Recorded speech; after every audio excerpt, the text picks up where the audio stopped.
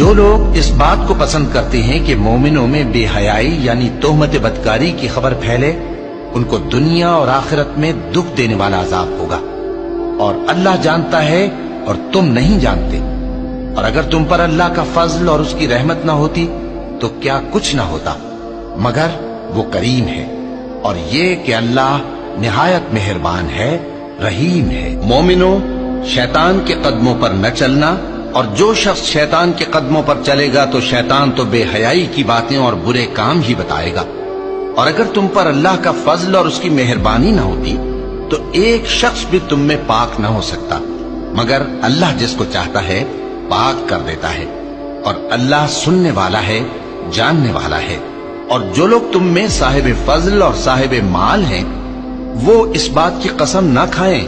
کہ رشتہ داروں اور محتاجوں اور وطن چھوڑ جانے والوں کو کچھ نہیں دیں گے،